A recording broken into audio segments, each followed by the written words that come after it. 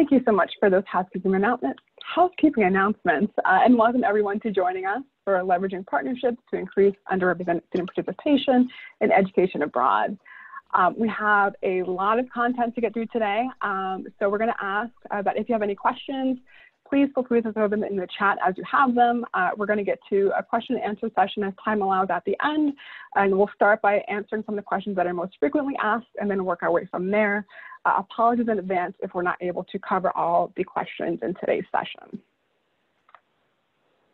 And so to start off, we're going to go over some introductions, and as we tell you a bit about ourselves, we'd love to hear a bit about you all. So we're going to be launching a bit of polls, and Lily, do you want to kick us off? Yeah, absolutely. Thanks so much, Raven.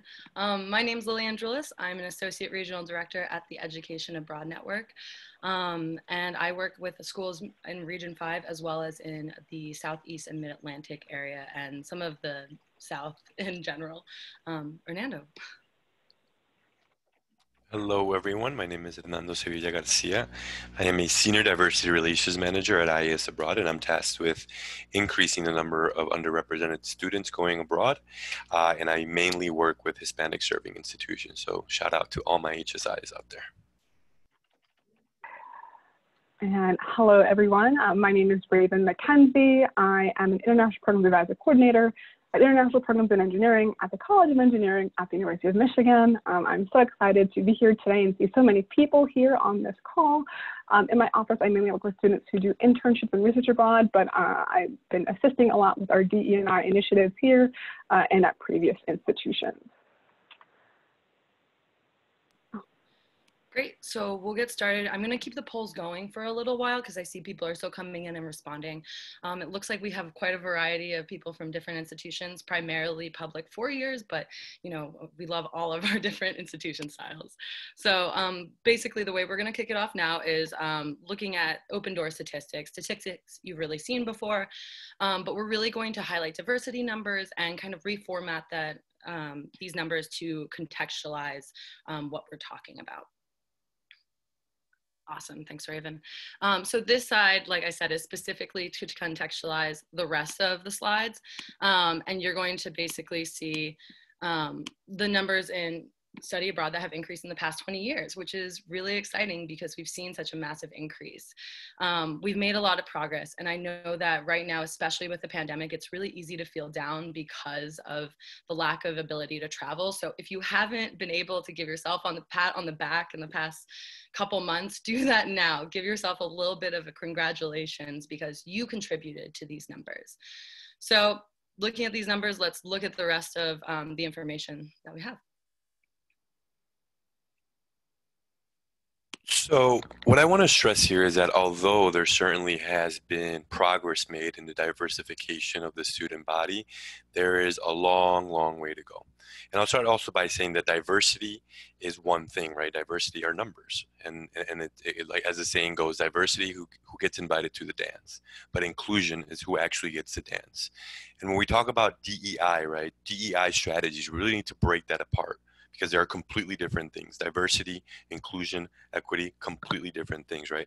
So as we see here, although I believe in around 2000, I think it was 18% of the student body was underrepresented, whereas now it's about 30%, and that's fantastic. And that's, I think, great progress being made by all of us in the field.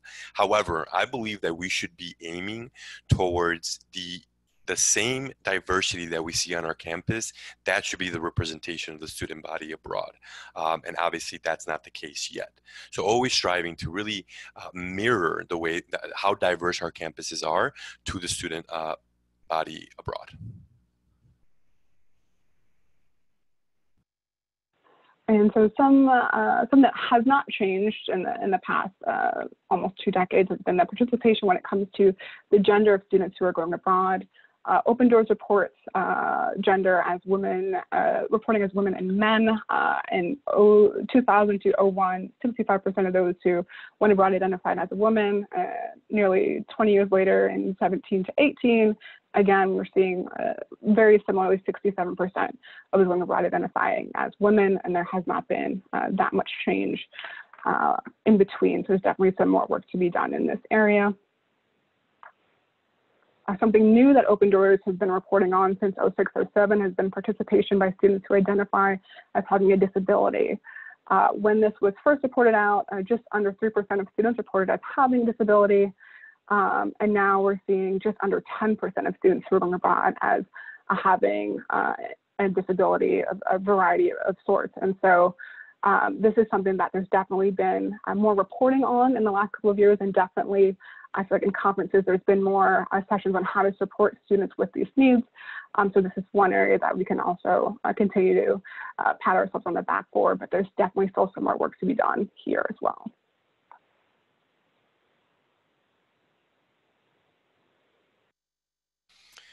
So again, although we have indeed made progress, and I'll just go ahead and read this. Although underrepresented student populations who choose to or are able to study abroad has increased, that doesn't mean our work is over. And again, I really want to stress, and especially now, unfortunately, it took tragedies in this country for many institutions, and not only in our field, but everyone, to really focus on diversity, equity, and inclusion. But again, I really want to stress that that's fantastic to have that strategy, but we really need to break that apart. Diversity is one thing, equity is another thing, inclusion is a completely different thing. So the next portion of this presentation, we're really going to break it up into practices prior, during, and after COVID. I'll go ahead and get us started in terms of practices prior. And we'll have another poll in a bit, but before we get that, I want you to poll yourselves in your own mind in these series of questions that we have. So what programs are underrepresented students already taking part in, right? At a campus, that might look like a TRIO program. At a campus, that might look like a pre-freshman program. What are the units on campus already working with these group of students? Next, who is already serving underrepresented students? So I think same kind of idea in terms of units, but even bringing it down to the individual level, right? Faculty members are incredible allies and many times really become mentors to a lot of these students. So really seeking out to those faculty members, to those different units throughout campus. Next, what funding and scholarships exist, and also making sure that these that the scholarships that we are highlighting are inclusive, right? And I'll give one example in terms of the Gilman Scholarship, which is obviously I would consider the premier scholarship in study abroad.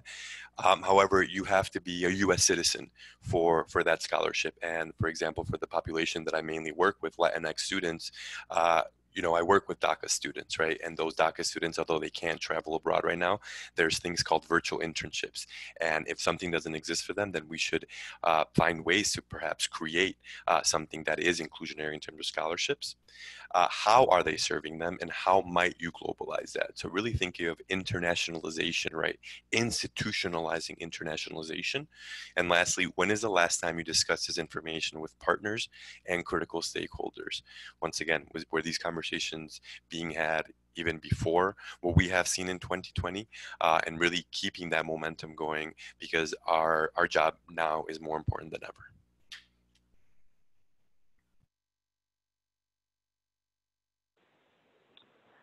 And so we're going to go over, this is definitely not the end all be all list. We could spend all day talking about practices we've employed and success that we've seen with initiatives to support underrepresented students in going abroad in greater numbers. We're going to be launching a poll as Louie and I extrapolate on some of these bullet points to get a feel for how many of you in the room have engaged with 1, 2, 3, 4, all of these initiatives.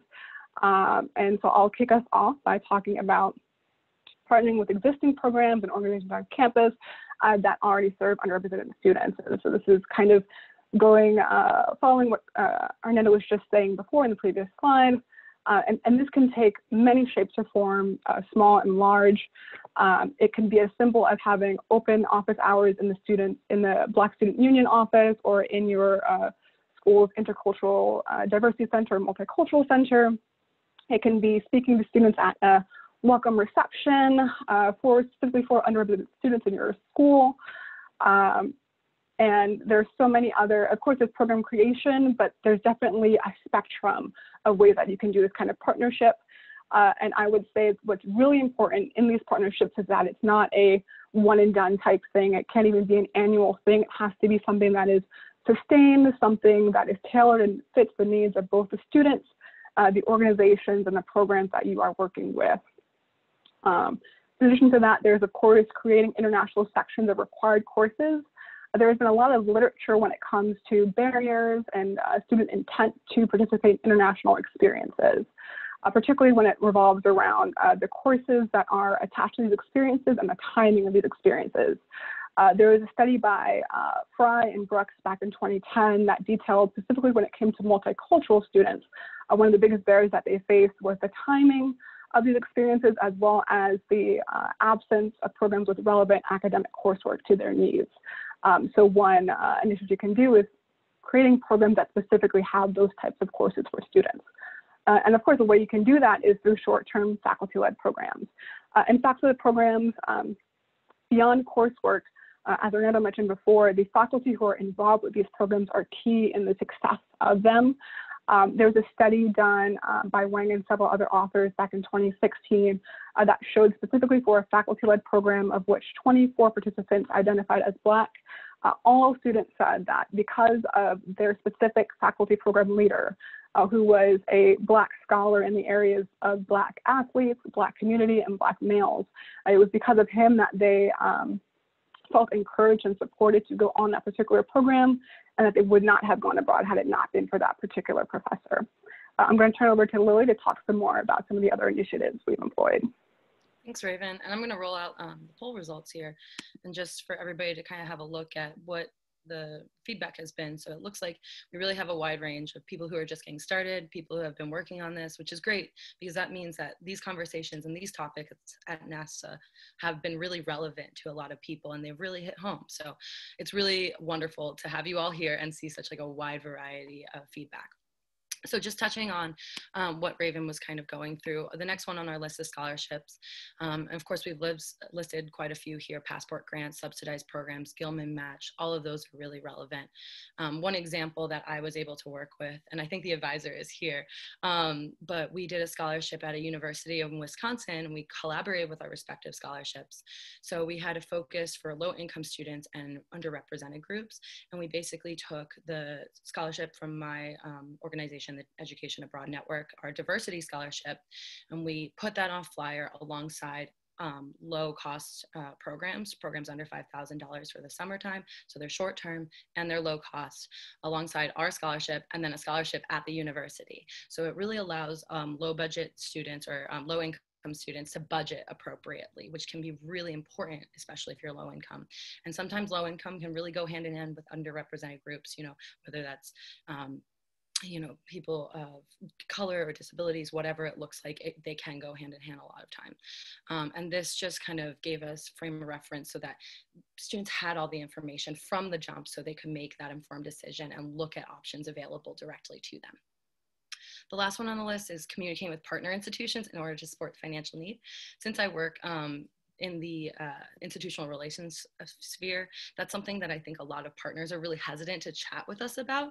And I want to give you the invitation to tell you, don't be hesitant to talk to your institutional partners, or for individual need or institutional need, whether that's scholarships for all students or individual students in particular. Obviously, if you're talking with maybe an exchange partner or an international partner, be mindful of cultural differences. I don't need to tell anybody here that, you all know. But it allows institutions to understand university needs and be supportive where needed. Allows us to kind of come in and say, oh, okay, I understand why that's necessary. And let's look at some options that maybe we have, or we can talk to one of our partners as well and see if they have some opportunities for students.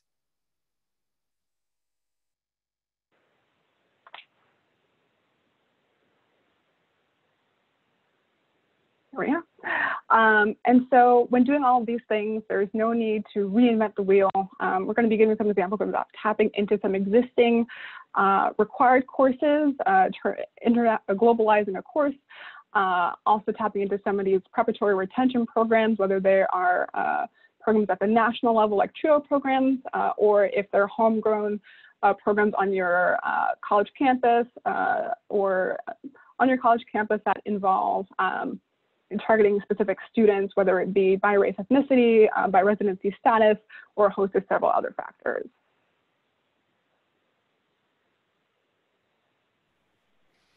And in terms of this last one, I want to make a statement that is, I believe minority serving institutions are the future of higher education in this country. And I say that because institutions like HBCU, who were founded in 1964 with the explicit purpose to serve Black students, institutions like Hispanic serving institutions that have 25% minimum Latinx student enrollment, those institutions that are already working with these demographics, that certainly have best practices. I encourage all of you, if you are in minority serving institutions, to really partner with these type of institutions. I'll just give one example. At IES Abroad, we've created a customized program where students from Redlands and Tuskegee will both be able to participate. So that multi-campus collaboration, I think, is going to be key going forward.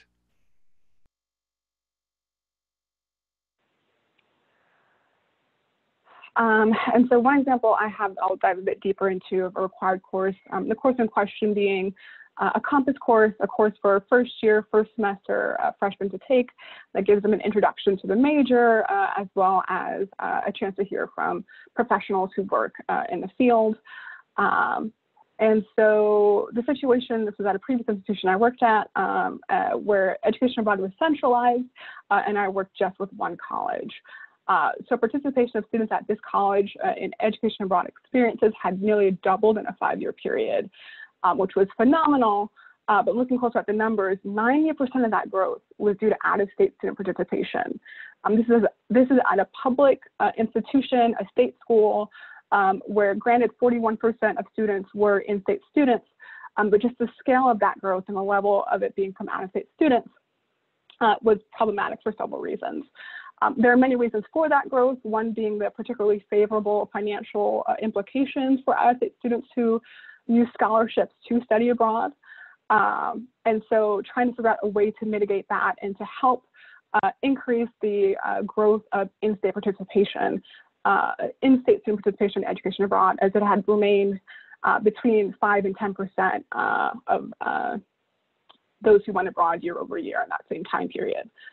Of those in-state students who did decide to go abroad, there were, regardless of residency, more than 70% of them who did identify as underrepresented minority student chose to participate on programs that had courses that aligned and applied toward their major, their minor, or their general core education classes. So the majority of students who identified both as underrepresented minority students were choosing programs that applied towards their degree program. So in this scenario, there were several opportunities that enabled me to work with the college to create a program specifically for in-state students, particularly those who identified as underrepresented minorities. One was a strong relationship I had with the academic advisors in that college, bringing it to them and working with them on the proposal.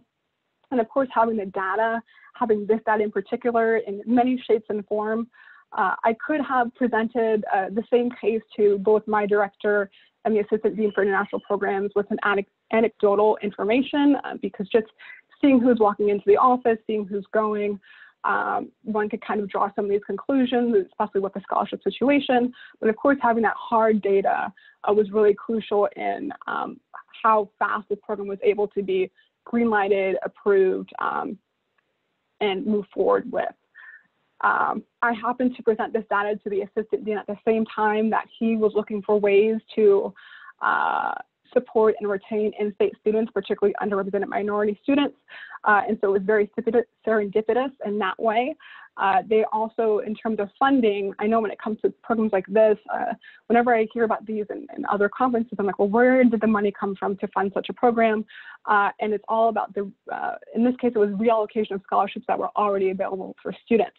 The college already had set aside almost $100,000 for students going abroad in any case. And so some of that money was allocated specifically for this program. The Education Abroad Office was able to allocate some of its scholarship funds for this program. And the college had agreed to try to work to find donors to support the program moving forward. Some challenges that were faced with the creation of this program, of course, were some legal precautions, varying by state, by general counsel, by college. There are certain stipulations and considerations for not just the creation of such a program, but also for the marketing and advertisement of the program. So just making sure to work very closely with legal when creating these types of programs. And with this particular course, so it's a course that students take their first first semester, but with the timing of the academic calendar, trying to fit in an international experience, really the spring semester was the only time that it could run. And so to make sure that these students were not then disadvantaged by missing out on what they would have received their first year, first term, the solution was to have students attend seminars with the academic advisor, the professor of this course, in the fall term, and they would still be getting the same information they would have received if they were enrolled in the course in the fall. Instead, they enrolled in the winter time, where they received somewhat the internationalized version of the course and a lot of pre-departure preparation for travel, which was slated to happen in spring.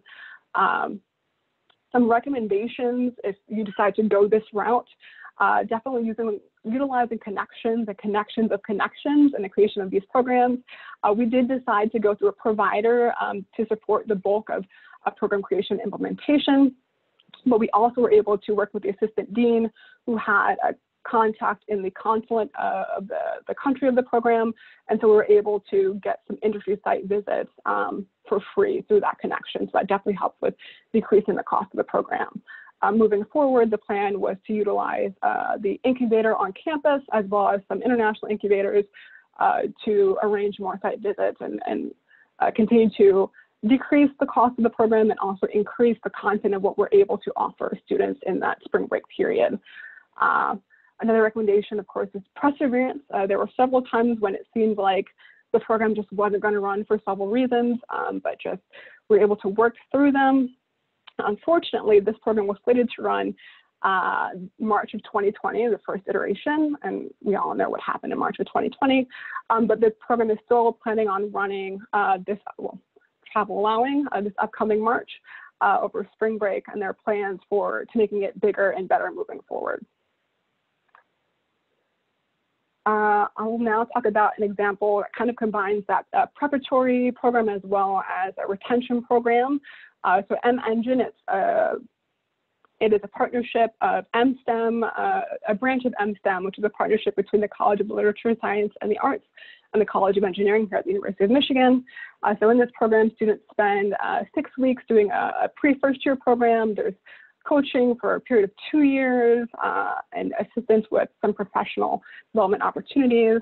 And this is just a quick snapshot of the profile of students who are in this program.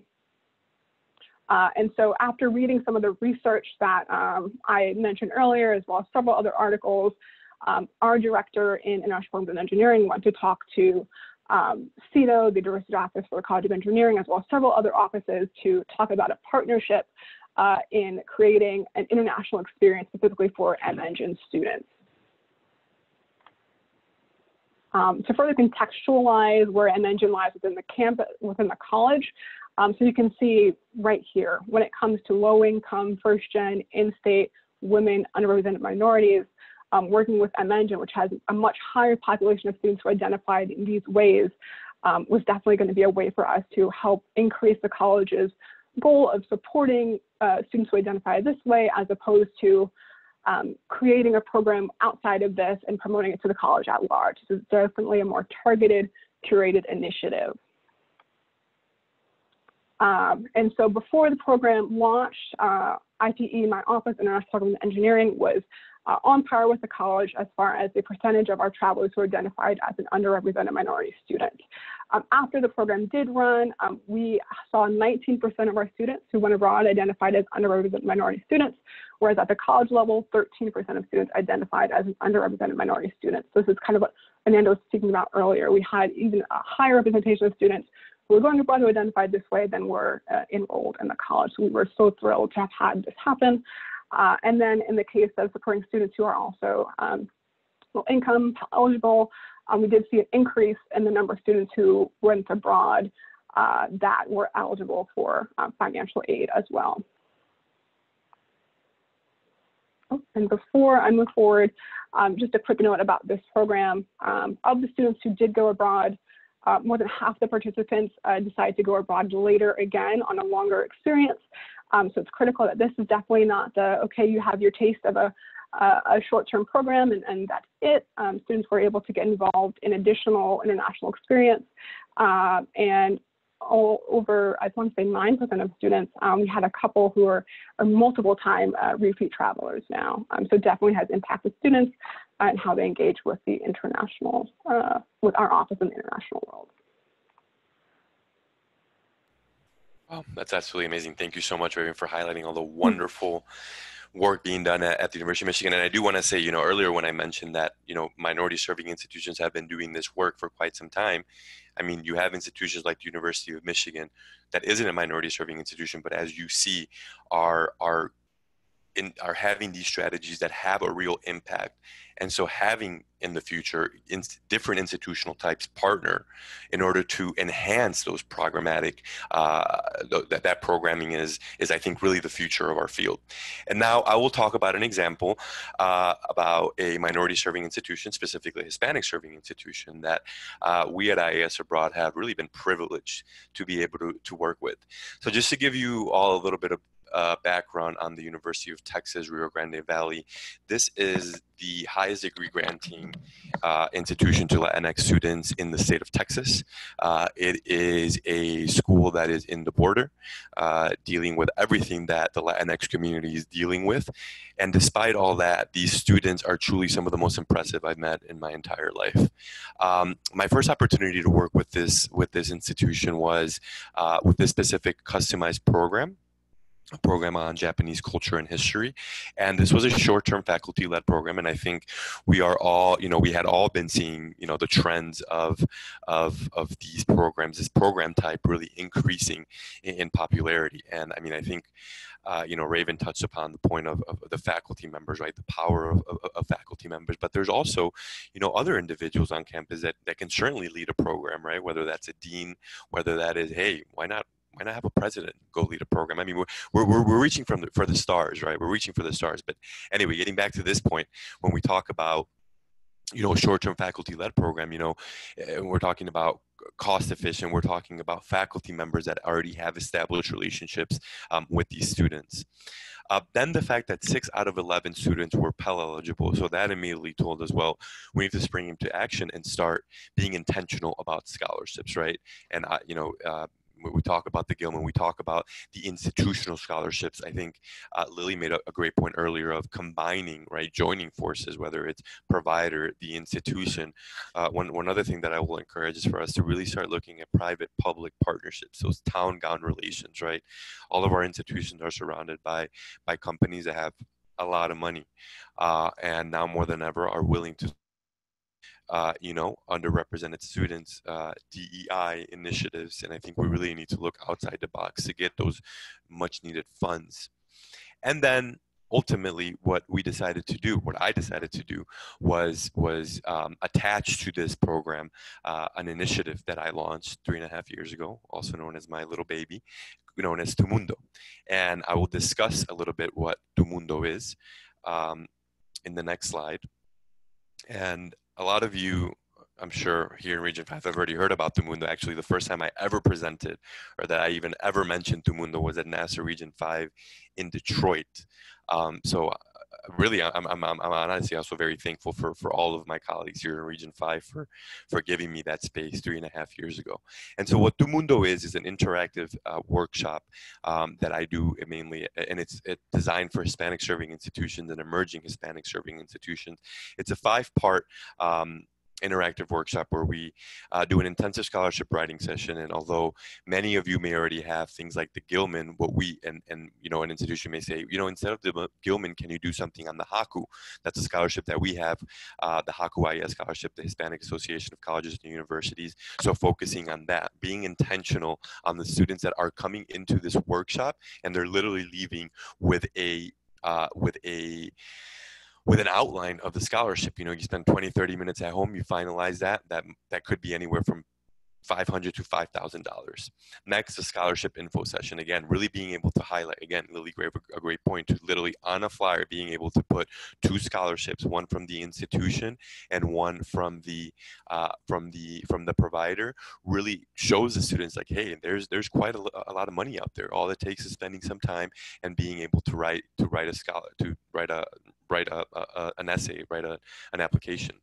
Then a discussion of service learning, internship, and volunteer opportunities. And this was very intentional because at IES we noticed that some of our most diverse programs are those that have experiential learning. And the studies out there tell us why. Underrepresented students are already doing that work in the community, right? Underrepresented students are already doing all this work in the community. They want to do that abroad, right? So embedding that into the program, having the ability to do that, I think really draws students to these type of programs. Next, it's a conversation on the intersectionality of identities in study abroad. Clearly very important. I think, oftentimes we may only look at race or ethnicity, and we know that many identities are at play, especially when students are going abroad, right? What's the campus climate also travels with them abroad, right? Especially now more than ever in the socio-political situation in this country, we really need to be aware of intersectionality. And lastly, resume templates and training on integrating the study abroad experience into the career research, right? When students come back from study abroad, it doesn't stop there because it really, this is a powerful experience. This is truly, and I say this so much, it truly is a life-changing experience that students are going to be using, whether it is in their job applications, in their job interviews, in their grad school applications. So really allowing students to envision the way that they're going to be able to embed and utilize that study abroad program for the rest of their lives is critical. Hernando, I was actually at that Tumundo session in Detroit. I don't think I told you, but yeah, you kind of got me started on all this diversity stuff way back when. So we're going to talk a little bit about strategies for partnering during COVID-19. I've seen some really great discussions in the chat, specifically focused towards DACA students, which is wonderful. So keep those conversations going, and we can talk more about things like that towards the end. And I'm actually going to touch on it a little bit in my slides because it's a little relevant. So we're covering these 4 topics. We're looking at on-campus, international, virtual programming, and advocacy. And advocacy is something we'll touch on specifically because it's really a great way to keep these conversations going on a higher level. Partnering during these times, after these times, before these times, isn't just at a campus level, isn't just with your partner, it's at a national level as well. Okay, so getting started. So talking about on-campus partners. So we're really thinking about projects focused on on-campus partnerships. So rekindling old projects, whether you have put that time and effort into working on that DACA program for specifically DACA students, or maybe travel programs for heritage students, or a partnership with the disability office. These types of things can be really pivotal. I think Raven made a really great point. The reason that one of those programs worked out so well is because she had such a great partnership with the advisor. So it's really important that you're making those connections to basically just increase your student traction and increase your support on campus. We talk a lot about advocacy on different levels, and that's just little a advocacy or a little a advocacy and talking about advocacy on campus. Internationalizing the campus, this has been something I've seen that has been really exciting. So if you have an enthusiastic faculty member, maybe it's a faculty member who traditionally runs a short-term faculty-led program, but on this virtual format, obviously, not many people, if anyone, is really traveling right now. But you can connect your international partners with your faculty, your enthusiastic faculty on your campus for maybe a guest lecture or collaborative project within the classroom. And that can really help students engage differently and participate in online learning differently, which I know right now, there's the whole conversation of are students zoomed out, and we'll get to that as well. But it really can make a difference and keep the conversation about internationalization on campus and study abroad and everything related to all the above going. So consider that as an option and reach out to people like, your exchange partners, your provider partners, and they can help you make those connections as well.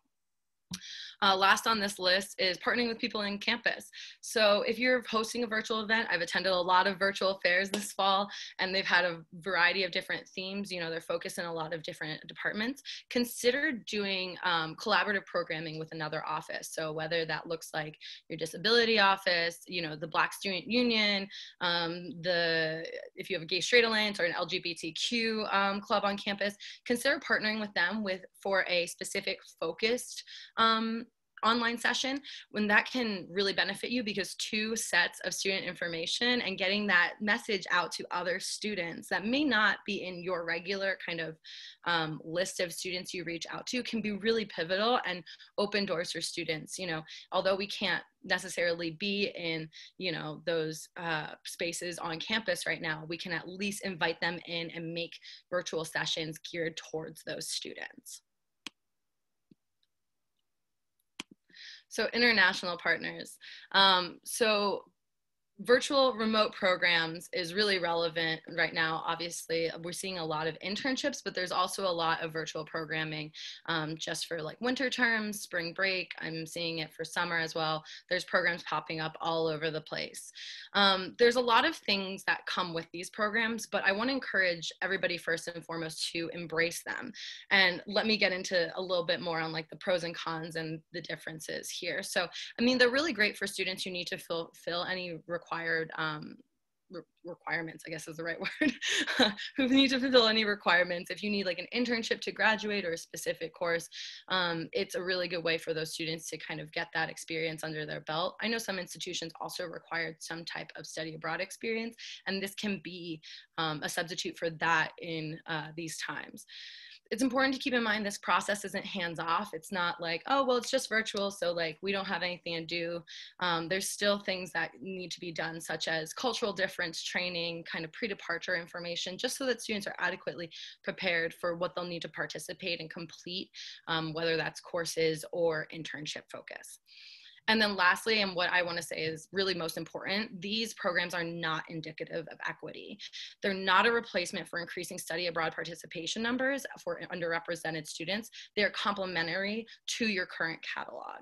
So it's another option for students who, you know, may be interested, or maybe it is their only option for whatever reason that might be, but increasing accessibility for those students on our traditional study abroad programs is extremely important. Hernando has a really great point here next up on leveraging partnerships. Hernando. Raven, can you go back one slide for me? Sorry. Yeah, so I mean, I think, and you know, as a provider, working for a provider, but having a very, very close relationship with Hispanic serving institutions, I think we really need to really be open-minded, especially post COVID, right? How can we partner together in order to really pool those resources, those much needed resources, to really continue that diversification of the student body, but more importantly, to really move into the equity and inclusion part that we, all of us as a field, really that's the next big step that we need to take, right? So again, one thing is diversity, but the other thing is the diversification of the curriculum, for example, right? And that's what I mean by really being able to leverage those resources. And again, not only provider and institutions, really also looking at private public partnerships, really looking at governmental organizations to be able to support us in these goals. Thanks, Hernando. I appreciate you chiming in. Raven, can you go back for me? I don't know. I think it keeps like auto forwarding. Sorry. So I'm just going to kind of touch on this briefly because it's a way we pivoted programs at the Education Abroad Network. And it's relevant to underrepresented students, but less focused in it. So let me just kind of touch on what we did at Teen. So there was a way we were able to change up and kind of enroll students in a study away opportunity. So this summer, basically when the cases of COVID elevated in the US and the current administration talked about limiting visas for international students. We all know what happened there. Thankfully, it all got smoothed over for the most part. There was a lot of panic with a variety of institutions across the US just because, you know, international students are an integral part of our campuses. And they started to think about how to keep students engaged and keep them as, you know, students who were able to come back to the US and complete their degree. And on top of that, once everything kind of got better for the most part with the administration trying to put the kibosh on visas. International students, for a lot of reasons, were still uncomfortable entering America, so they were looking at other opportunities. And we really saw this as an opportunity to retain the enrolled students for these universities, keep them committed to the institution, and get credit requirements that apply to their degrees. So basically what we did is we turned to our partner at Fudan University in China, and we said, would you be interested in enrolling domestic-based students who traditionally study abroad or do their full degree in the US for a study away type program? And thankfully they said yes, and they were interested in it. And this was a really cool partnership that we actually got to roll out for this fall, and we're continuing for the spring, which is great news. And then we've actually embedded American culture components into the program as well. So for example, the University of Pittsburgh last week had a meetup with Pitt alumni in the Shanghai area, as well as current Pitt students, and they got to watch a Pitt game, and we have this cute little video of them doing a chant together. And it's just like a nice way for the programs to keep going, you know, those partners to retain their students as well. That's just super important. And then we're doing things like a Thanksgiving event, et cetera, et cetera. And institutions in themselves, we've seen this kind of pop up in a lot of different areas. If you have a network of partnerships, I've seen universities create this with their partners, whether that's a campus in a different area that they partner with, or an exchange partner. And depending on how you really categorize international students on your campus, it's less focused on underrepresented populations, but it is a way we were able to continue programming during COVID. And I think that is worth mentioning. Last on the list is talking about virtual events. I've seen a lot of international partners do these virtual events to engage students, engage interested applicants for full degree programs. And this is a great way to learn about programs you've worked with and get a new perspective on them, as well as talking points for students.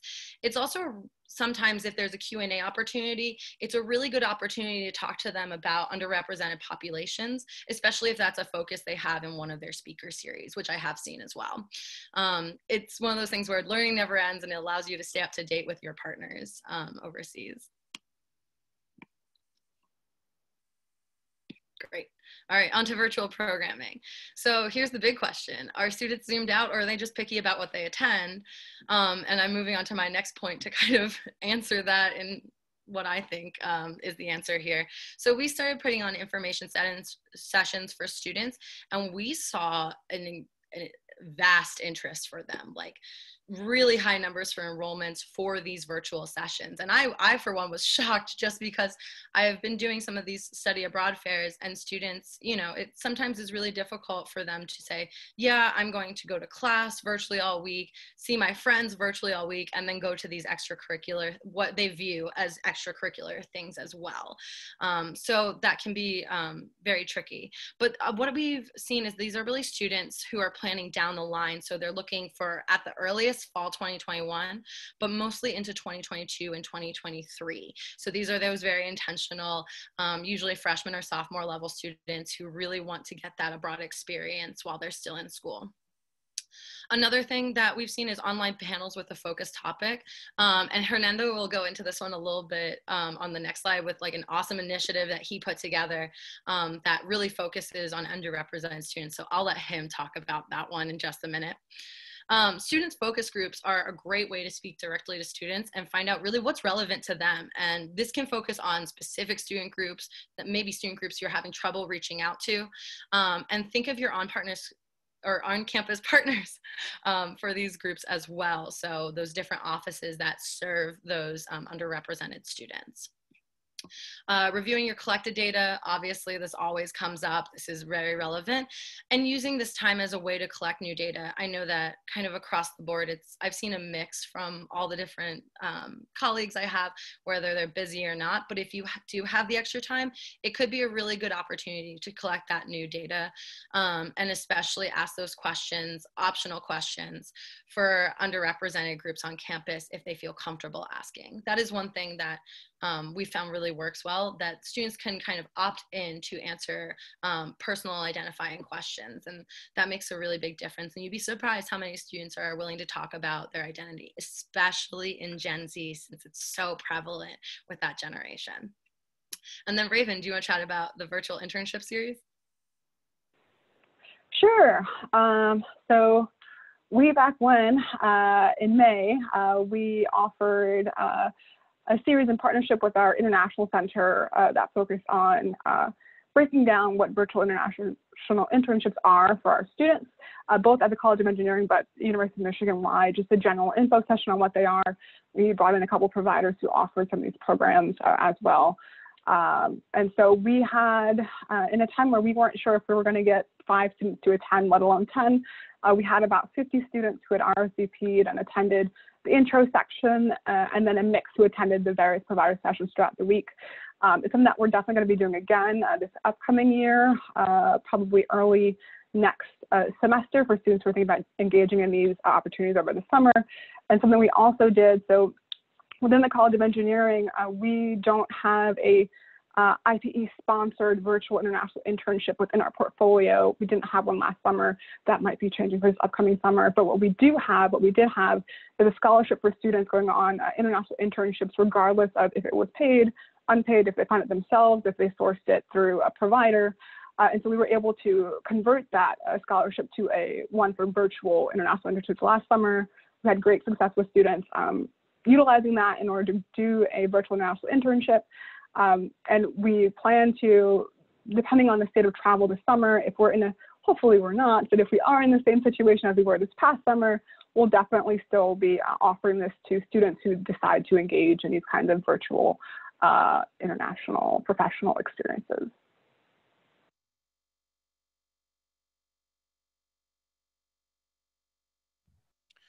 Zoom, lots of Zoom, but that's what we have right now. That's what we'll be working with, right? And that's really what I've been, utilizing to be able to reach out to my students and for them to reach out to their classmates. I saw a question earlier about how, not overstepping on underrepresented student. Representation matters. Having those in the room that look like the students you're working with matters. Student center approach, incredibly important.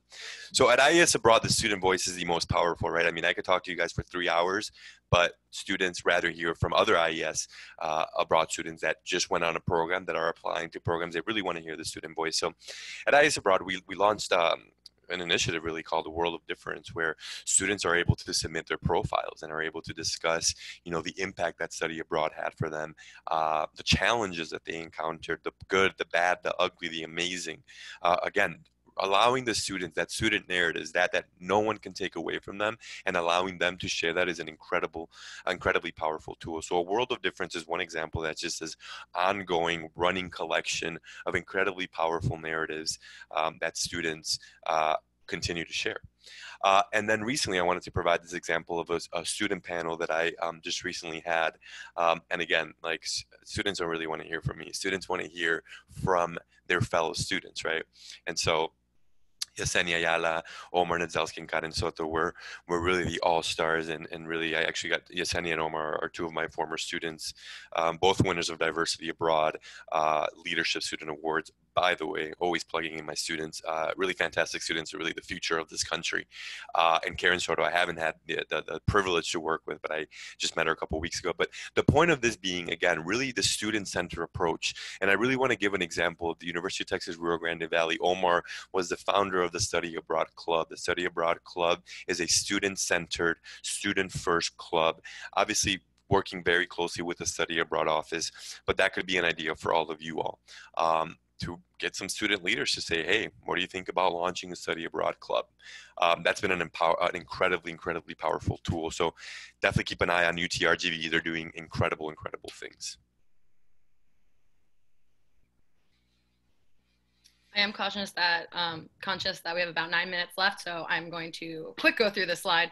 So advocacy, this is even more relevant now with the upcoming election, and it's a great time to engage more in advocacy. Just speaking on a personal level, this is where I've kind of found my niche with advocacy in the past year, and where I've been able to engage with it. So if you're always been nervous about advocacy and finding kind of your niche with it, let me tell you that I'm pretty new at it, and I'm inviting you to join me in discovering more on this journey. doing. Advocacy not only makes study abroad relevant on campus, but also on a nationwide scale, and advocacy for study abroad for underrepresented students is a growing issue.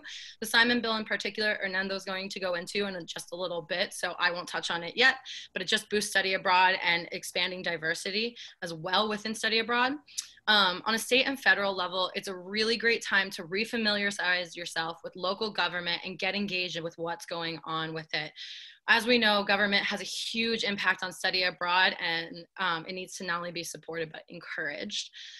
If you're unfamiliar with advocacy, like I have been up until recently, there is an advocacy session tomorrow, and NAFSA has some really, really great resources on it as well. So do some research and feel free to reach out to our Region 5 advocacy person. She's an absolute rock star of a human being, and she will definitely point you in the right direction with what you need. Government's role in promoting a global community through study abroad is so important. And then looking at the campus side, share your successes during COVID, whatever those look like. If you have a student that really excelled in a virtual internship program, share those upward. The faculty or the staff members above you, they really, really need to know that, or even below you, all around you, they all need to know how these are impacting students and really benefiting them. Connect with other supportive faculty and staff members. And then one thing that I can kind of touch on from my experience is I've been advocating for expanding our ambassador program to focus on students who self-identify as fitting into a diverse or underrepresented category. And we were able to finally kick that off this year. And that's after me talking about it until I got it. So just don't think that your first no is going to be a no forever.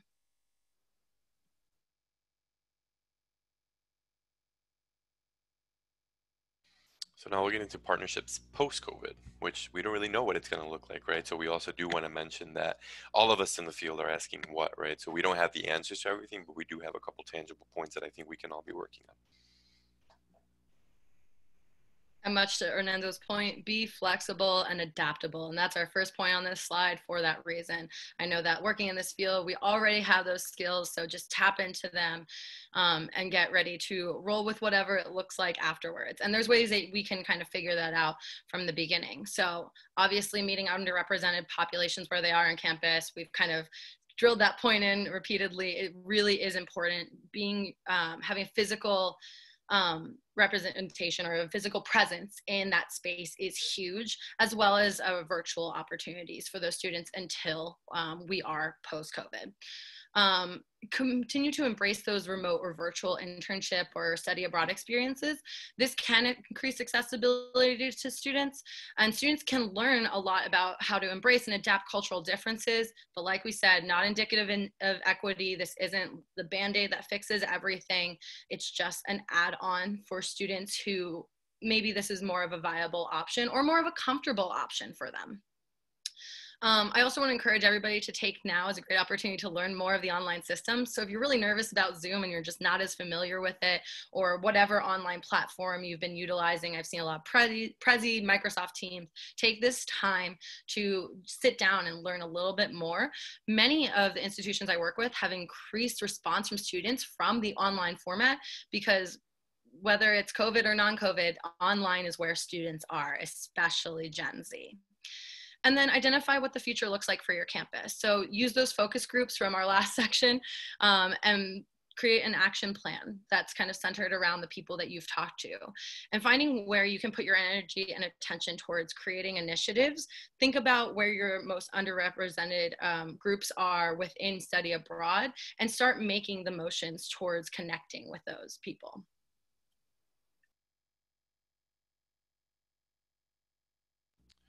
So the Simon Bill. And I'll start by saying I don't talk politics. I talk policies. I'm going to repeat that. I don't talk politics. I talk policies. My time for politics will come when I go back to my home country of Colombia. But here, before I leave to go back to my home country, I want to have an impact on the policy conversations that impact the students that I work with. So I've seen some questions on advocacy, and this is fantastic. And this is my call to action. NAFSA Region 5, we need you now more than ever. So I've been going to Advocacy Day probably for 3 years now. I've been able to establish very close relationships with Senator Tammy Duckworth's office. Was on a call with Senator Dick Durbin 2 weeks ago. Now we'll be working very closely with the office of Representative Adam Kinzinger, reaching across the aisle, and that's what we need. We need support. Study abroad is a bipartisan issue, right? And so to give a little bit of background on what the Simon bill is, this is the bill that we've been trying to get passed by Congress. Clearly, they have not yet, in order to do these three things: boost study abroad participation, right? Increase that increase the number of students going abroad, as we were talking about, expand the diversity of participants, the diversification of the student body, and increasing diversity of destinations, right? The diversity of the locations that students are going abroad. So I want to give you an outlook on where we're at with the Simon bill, right? These S1198 and HR 4555, in the Senate, introduced by Senator Dick Durbin. In the House, introduced by Representative Cherry Bustos, both from the wonderful state of Illinois.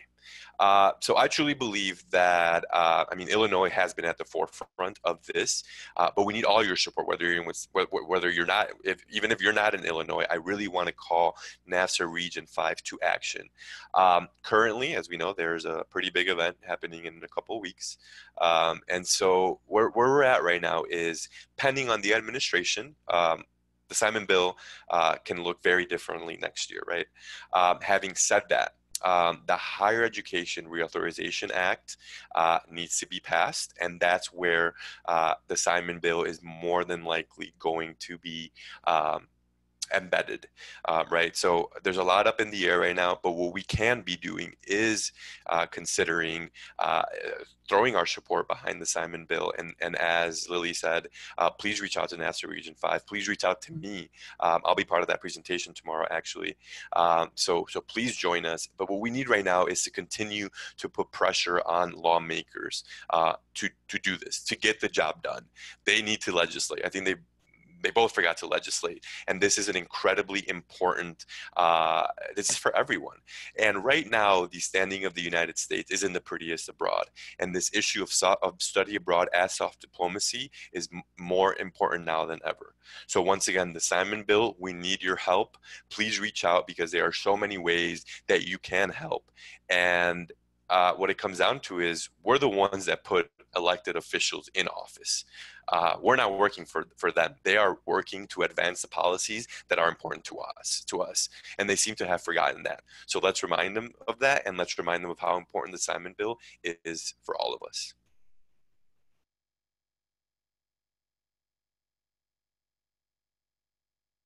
Ooh, and then this is me again.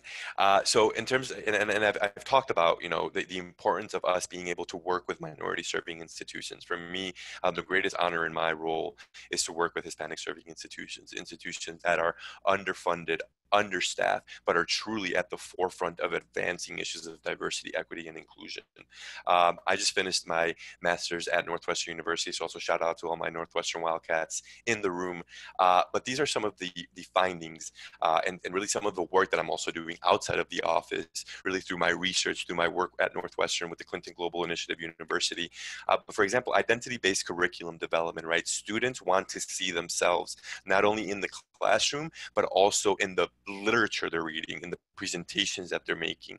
So we need to make sure that we are truly looking at the curriculum. Number two, this multi-campus creation of short-term faculty-led programs. Hey, how about Michigan and UTRGB, the Tuskegee and Redlands example that I gave earlier, an HBCU specific program partnering up with the Pac-12, whatever it may be. We really need to be able to take into account different institutional types or similar institutional types, and really bringing those together. Targeted scholarships, and those can mean, we've been talking a lot about DACA. Let's create something for DACA. What exists for DACA right now? I don't think much, anything at all. And these private-public partnerships that I've been discussing as well, really looking at these town-gown relations in order to really get those needed funds.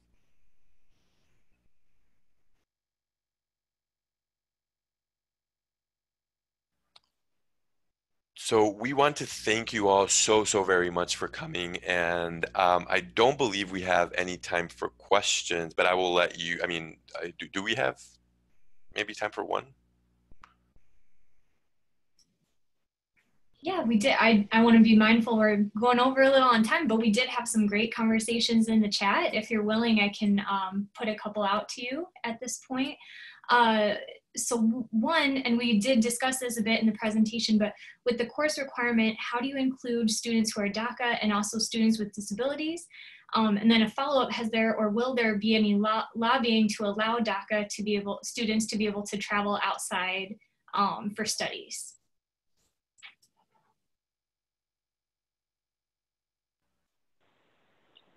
So I can kind of speak a bit about the course requirement and making sure that it's accessible to various students from that might have different stipulations to adhere to. So I think when it comes to students who have disabilities, and this is for making a program around a required course or making a program, any kind of program really, working very closely with your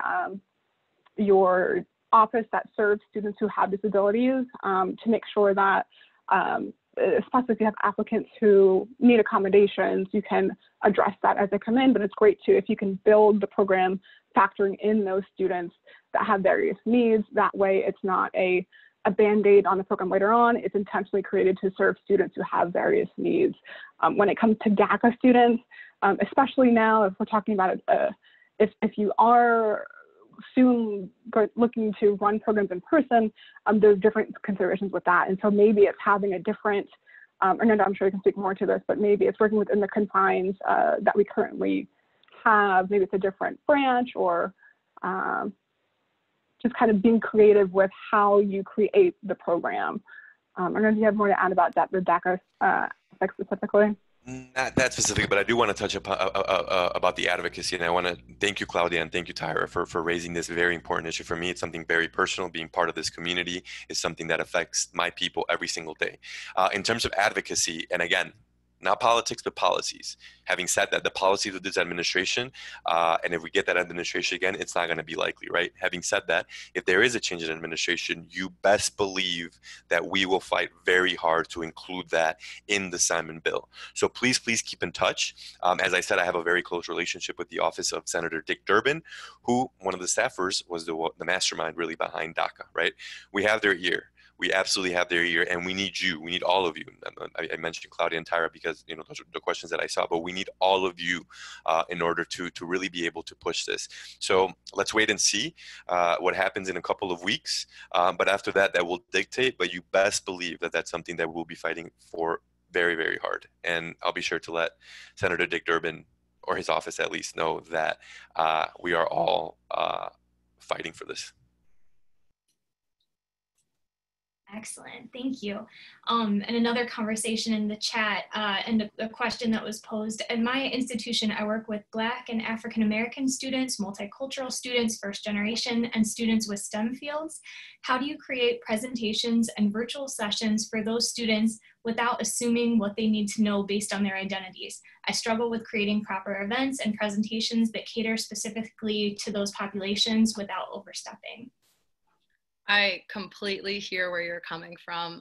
This is something I did a lot of research on, and kind of, I was a member of NAFSA Academy 14, and I used it as a way to revamp all of our diversity resources.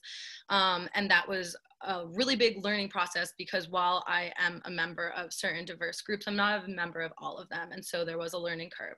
So one thing that works for me and my background, you know, when I'm talking to students, I can tell when there's hesitation around finances, because I was also a low income student as well. And so I always talk from a place of like what I experience.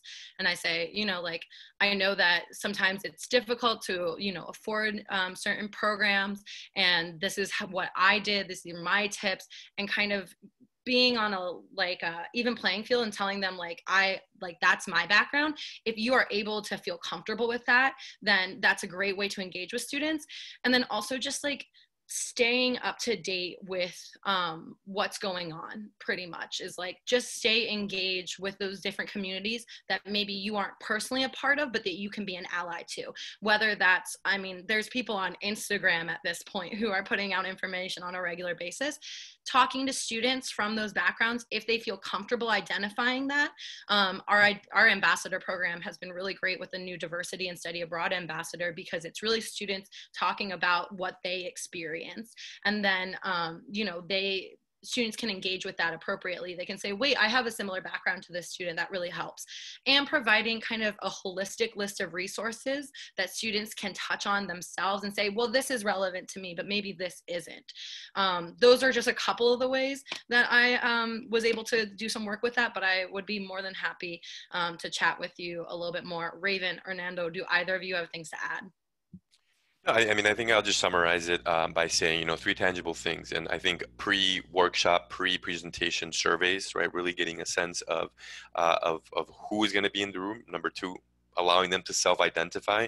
Just because you see someone that their color of skin, they might identify as Black or African American, and that carries a lot, right? Allowing them to self-identify. Or for Latinx and Hispanic, I'm not Hispanic, I'm Latinx. The state calls me Hispanic, I'm not Hispanic, I'm Latinx, right?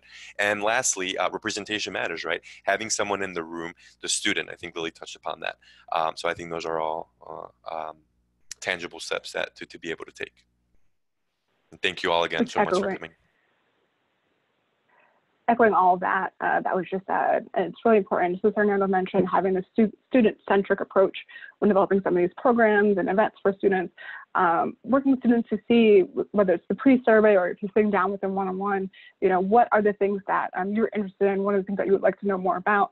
Sometimes, whether it's a one-on-one advising appointment or when you're setting up a meeting for a student organization or a program, students don't know what they don't know, just as you don't know what you don't know. And so having that list of menu, that these are the various topics, these are the various resources, can help with making sure that the content that is presented to students is relevant and desired by them. Well, once again, thank you all so very much. We left our emails on there. Find us on LinkedIn. I hope I see like 20 new connections on LinkedIn. You're all fantastic. And I do want to, Lily and Raven, I admire your work. You're all doing incredible work. You're fantastic. And all of you, thank you for coming. Thank you to NAFSA Region 5. Let's keep going. Our work is more important than ever now. And just one final reminder for everyone, the state meetings are at 10:30 in the chat. I posted a link to where you can register for those if you haven't already. And you can also see the remainder of the sessions for today and the sessions tomorrow. So thanks everybody for coming.